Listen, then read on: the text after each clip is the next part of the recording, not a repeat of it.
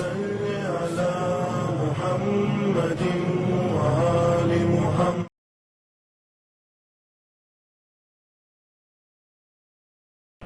اعوذ باللہ من الشیطان الرجیم. بسم اللہ الرحمن الرحیم. الحمد للہ رب العالمین. الصلاۃ والسلام علی اشرف الانبیاء والمرسلین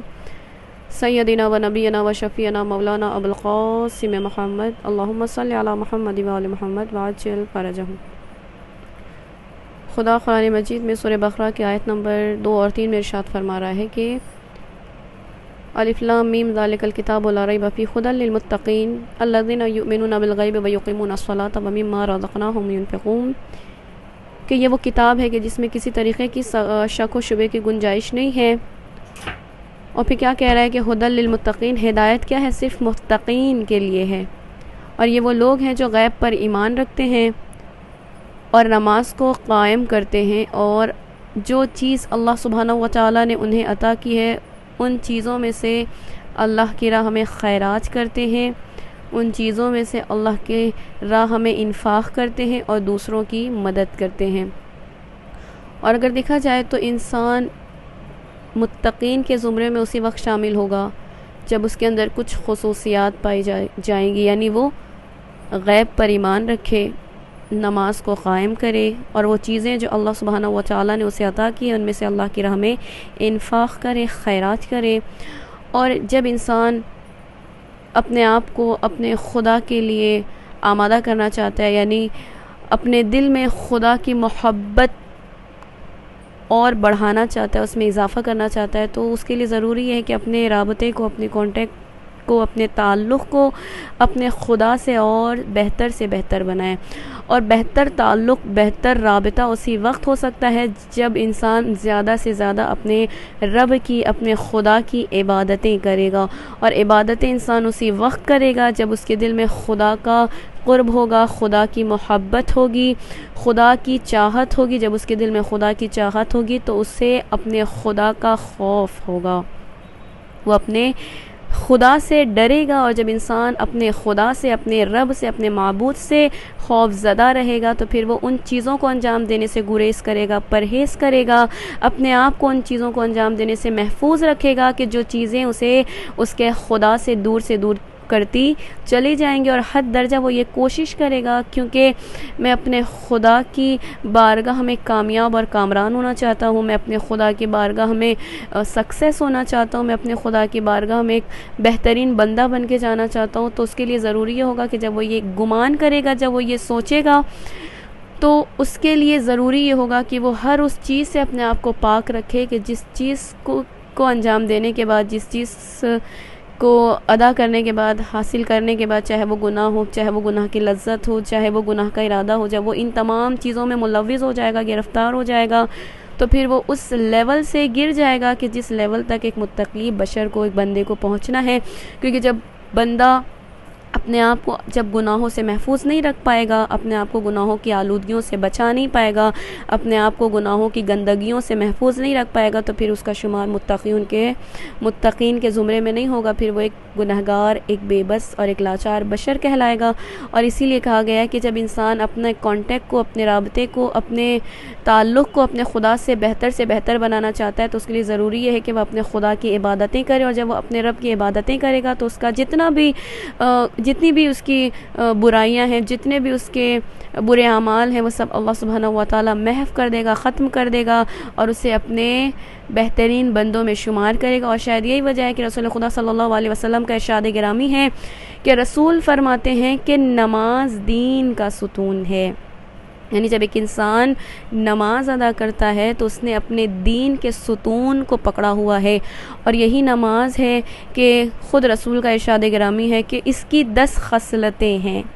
اس کی 10 خصوصیات ہیں. یعنی جو بندہ نماز ادا کرتا ہے تو نماز چہرے کی زینت ہے اور نمازی کی عزت میں اضافے کا سبب ہے. یعنی جب کوئی بندہ نماز پڑھتا ہے تو اللہ اسے اپنی طرف سے یہ تحفہ، یہ گفٹ عنایت کرتا ہے کہ جو کوئی بھی اللہ کے لیے قربتاً الی اللہ،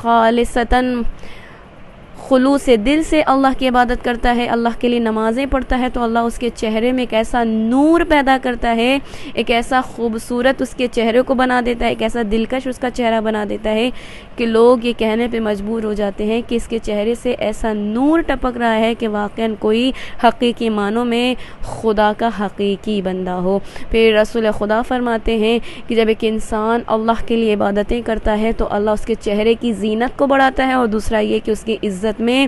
اضافہ کرتا ہے۔ پھر رسول فرماتے ہیں نماز کا سب سے عظیم فائدہ یہ ہے کہ نماز دل کو نورانی بنا دیتی ہے، اور جب دل نور سے بھر جاتا ہے تو پھر وہاں پر تاریکی کا کوئی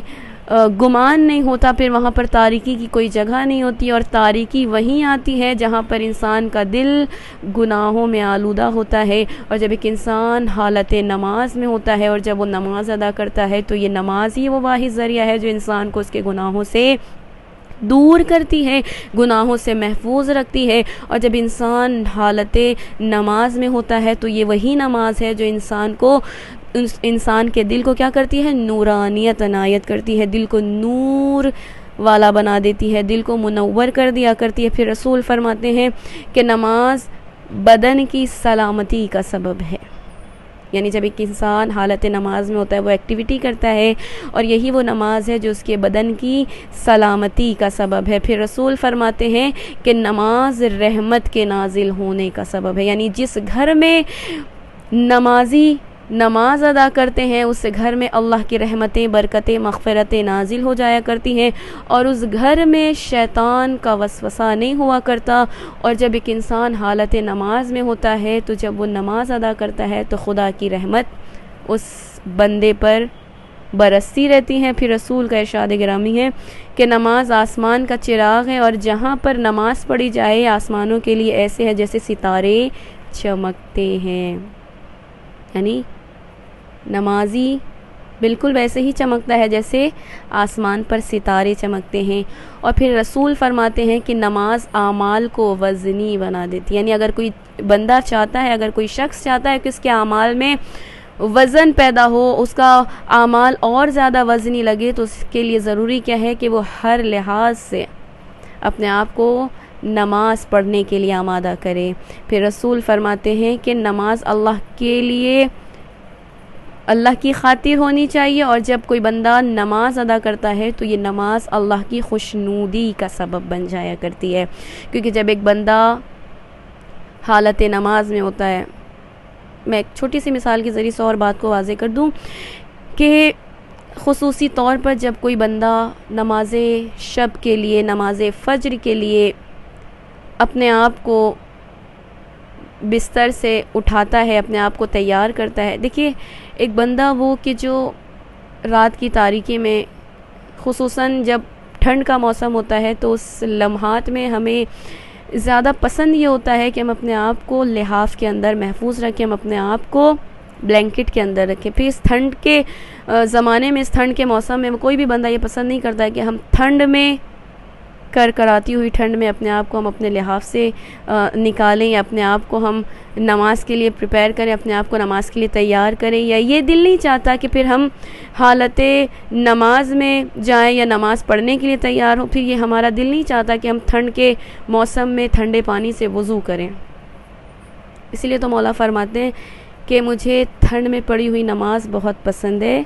اور گرمی میں رکھے ہوئے روزے، یہ مولا کا فرمان ہے۔ اور اسی لیے حقیقی بندہ ہی وہ ہے جو اپنے آپ کو، چاہے وہ ٹھنڈ ہو، چاہے وہ گرمی کا موسم ہو، چاہے وہ بارش کا موسم ہو، ہر لحاظ سے پھر وہ یہ نہیں دیکھتا کہ بارش کتنی شدت سے ہو رہی ہے، پھر وہ یہ نہیں دیکھتا کہ ٹھنڈ کتنی شدت سے ہو رہی ہے، پھر وہ یہ نہیں دیکھتا کہ گرمی کتنی شدت سے ہو رہی ہے۔ اگر وہ کسی چیز کا خیال رکھتا ہے تو بس اس کے ذہن میں یہی بات ہوتی ہے کہ میں اپنے اعمال سے اپنے خدا کو راضی کر دوں۔ اگر خدا میری ذات سے اس وقت راضی ہوگا جب میں گرمی میں روزے رکھوں تو میں یہ گرمی میں روزے رکھنے کے لیے بھی تیار ہوں۔ میرا خدا مجھ سے اس وقت راضی ہوگا جب میں ٹھنڈی کے موسم میں صبح بلینکٹ کو چھوڑ کر نماز فجر ادا کرنے کے لیے، نماز تہجد ادا کرنے کے لیے اپنے آپ کو بستر سے باہر نکالوں، تو میں اس لمحات میں بھی اپنے خدا کو راضی کرنے کے لیے اپنی نیند کو اپنے اوپر حرام جان کر اپنے آپ کو بستر سے اٹھا کر مصلی عبادت پہ تیار کروں گا کہ میرا خدا مجھ سے راضی ہو جائے۔ یعنی پھر اسے